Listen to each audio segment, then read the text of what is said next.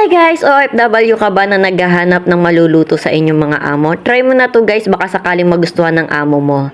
Una, nag-melt muna ako dyan ng butter. After nyan, is ginisa ko na dyan yung mga chicken cubes. After nyan, is asasangkutsa lang natin yan guys hanggang sa mawala yung mga tubig-tubig niya. Nung nag-golden brown yan guys, is nag-add na rin tayo dyan ng mga seasoning niya.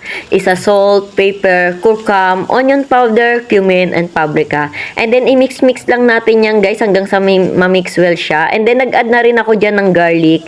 And then, nag-add na rin ako dyan ng lemon juice. And then, after nyo ma-add yan guys, and then, nag-add na rin ako dyan ng onion. And then, i-mix-mix lang natin yan guys hanggang sa ma-mix well siya. After nyan guys, is nag-add na rin ako dyan ng konting tubig. Yan. Pagka-add natin dyan ng konting tubig guys, is tatakpan natin yan guys ng mga ilang minuto. At kung hanggang ngayon is nanonood ka pa rin sa aking video, paki-comment naman kung taga saan ka para sa next na video ko, updated ka at ma-mention ko ang pangalan mo. After nya, nag-add na rin ako dyan ng kusbara and then nag-add na rin ako dyan ng sili. Optional lang guys kung gaano karaming sili ang ilalagay nyo. Ang akin kasi gusto ng amo ko yung maanghang.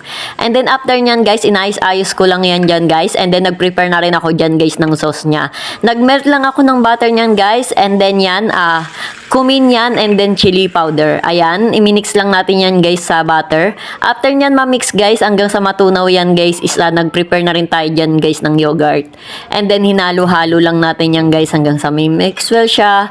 Nung ma-mix well siya guys, is inad na rin natin siya dyan sa may chicken na niluto natin. By the way guys, is shoutout nga pala kay Bilarin Arjon ng Santo Niño Province, South Cotabato at Edgar Pinting ng Zamboanga City at kay Nira ng Jensan City. Maraming salamat po sa panonood. At yan guys, kitang-kita man natin guys, yung sarsa pa lang niya is ulam na.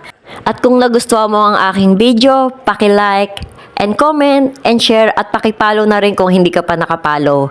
Thank you guys for watching. Maraming salamat po sa walang sawang pag-support sa aking page. Maraming salamat and God bless po.